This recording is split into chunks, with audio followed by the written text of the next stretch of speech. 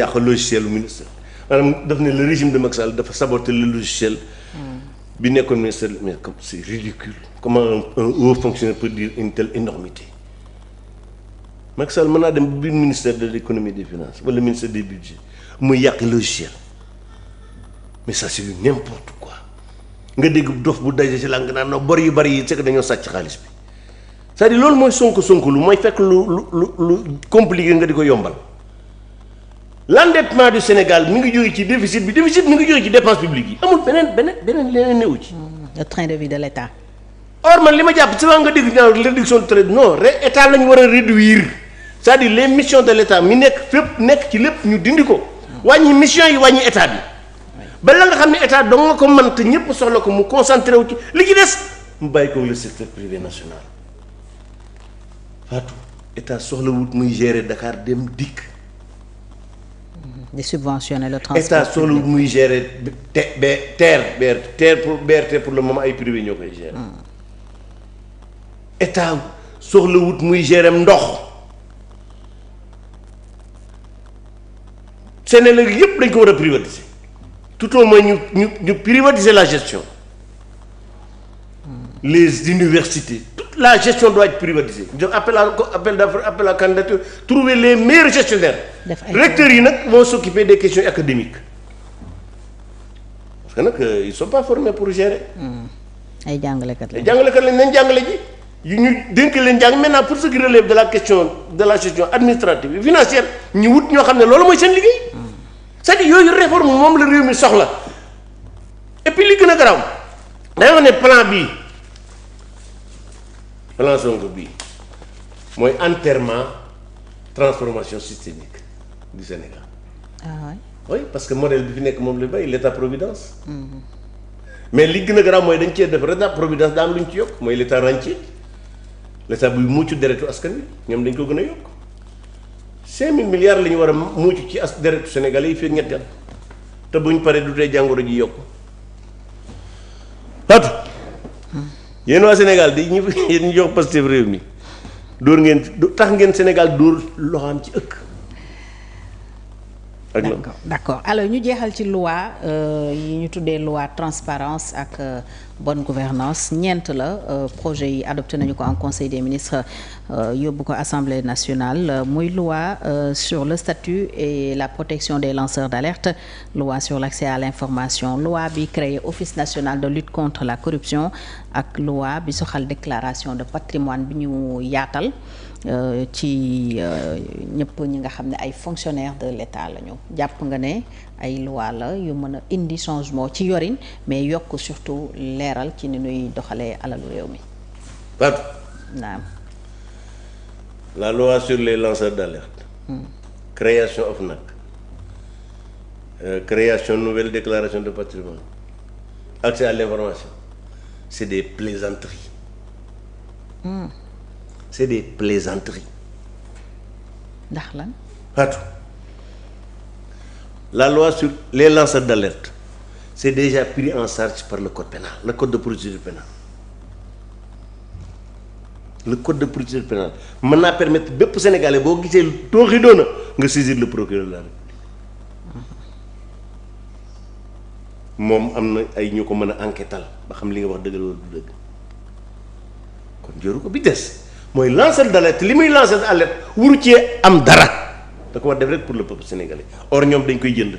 oui 10%. mais c'est une insulte au Sénégal de récompense. mooy kaay leen yoolee ma fay leen kii yoole ñu fay ko ak kii gis lu bon di ko dénoncer bokkuñu. oui bokkuñu motivation. bokkuñu motivation. c'est vrai or li am solo mooy kii gis lu baaxut di ko dénoncer ngir bon nga. a léegi ma gis partout njublu ak mettons 5 milliards.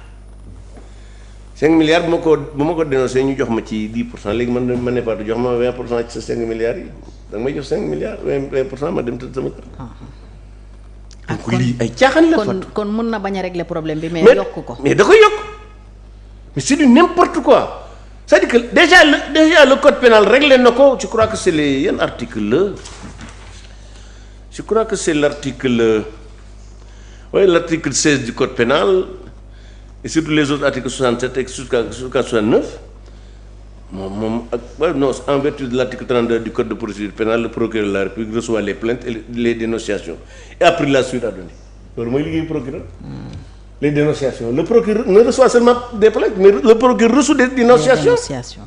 Donc ñoom bu ñu maanaam ku bëgg a dénoncer gis lu bon dénoncer mooy lanceur d'alerte mais bii doo ci am dara parce que procureur mooy def enquête am.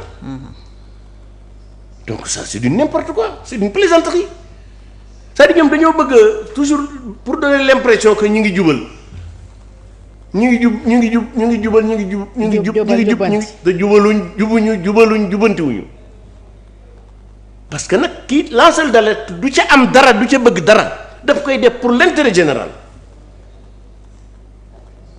mais lii mooy la Bassirou Diomaye Faye waxoon buur naan de leen yoole yaakaar naa du ko waxee doom je crois que du ay doomam du leen yare yoole waajur bu baax du wax ay doom di leen jàngal yoole lii mooy loi yoole fii du lanceur d'alerte loi yoole la ay citoyens kenn du leen dugal ci lu mel nii et déjà que le problème est réglé par le code pénal code de procédure pénale waaye nag maa yaakaar dañ ko xamul parce que ñoom nag moom da ngay waru de sama gars yi seen xam-xam daa bëri le code pénal da ko réglé ba mu set c'est en article 32 du code pénal du code de procédure pénale le procureur reçoit les plaintes et les dénonciations apprécie la suite à donner une dénonciation c'est un lancer alerte donc li nga xam ne donc code pénal bi jël na ko en charge ngay créer ay loi d'alerte et puis di ci dugal loo xam ne waru ci dugg parce que nit ki buy lancer alerte maanaam buy dénoncer lu bon waru caa am dara waru caa bëgg dara daf ko war a wax rek parce que gis na ne lii baaxut et d'ailleurs boo demee même ci code de transparence bi dañ caa bind ne bépp fonctionnaire boo xam ne gis nga njublang da nga am obligation dénoncer ko ñaar yi am code de bonne gouvernance nekk fii code pénal nekk fii nga naan da ngay créer ay lanceur d'alerte mais ñii dañuy encore une fois lii lépp c'est daa bokk ci l'opération de colossalisation du Sénégal. loi sur l'accès à l'information. boobu gën a garaaw nag boobu gën a garaaw xam nga Fatou xar day weesu mbote loi bi yàgg nañ ko bëgg. waaye diggante bi daa am lu fi xew. mooy la. les technologies de l'information. waaw. direction bu ne ministère bu ne. primature président de la République assemblée nationale justice tous les tribunaux la ñuy def bu ñu ko defee ci nam tuddati comment il s'appelle site internet ñi jot ci. mais du lépp la ñuy dugal. lépp la ñu war a dugal. waaw mais duñ ko def. lépp la ñu war a dugal c'est-à-dire ñoom li ñu war a góorgóorlu ñoom yor réew mooy képp lépp lu ñu def ñu di ko ji sauf boobaa kenn rek lañ ciy génne les forces de défense et de sécurité parce que seen information mu ne su ko def. oui. Les enquêtes mu ne su ko def foofu. pour des raisons les instructions au niveau des tribunaux mu ne su ko def. Oui. Mais tout le reste par un clic war nga ko mën a am. kon parce que l'accès à l'information maintenant les nouvelles technologies de l'information yombal na ko. Et puis li gën a garaaw créé nañ benn comité boo xam ne moo ko war a gérer maanaam boo amee la CONE la commission. gis nga ña ca ne. national d'accès à l'information. composition. waa ay représentants wu institution. mais c'est du n'importe quoi. ñu ngi koy jàmbat d'ailleurs. parce c'est du n'importe quoi amu ci kenn koo xam ni presse bi. man kay doon naa dàgg bu ñu demoon Birahim Seck mooy président. secrétaire général ñu ne comment il s'appelle le directeur de Amnesty nu mu tuddati kii Seydi Gassama. ñu ne Assane Seck ñooy composé le comité là. je peux comprendre mais les représentants de l'État du premier ministre du président mais c'est du n'importe quoi. à la limite cette loi là va rendre encore plus difficile l'accès à l'information. te booy wuti information amoo ko balaa ngay dem saisir benn juridiction da ngay jaar obligatoirement ci commission. wala ñu jàpp la à la limite cette loi là c'est une loi de censure de l'information bii loi li fi nekkoon na ko gën maanaam bañ a am loi. ku nekk loo am jël. C'est du n'importe quoi alors que maintenant avec les nouvelles technologies de l'information et de la communication c'est-à-dire que tout Sénégalais fu mën a nekk ci àdduna bu soxlaa dara war na koo mën a am par un clic su leen neexee sax mën nañ cee def code yoo xam ne sa numéro pièce d'identité ngay dugal mu nga accéder mu am traçabilité.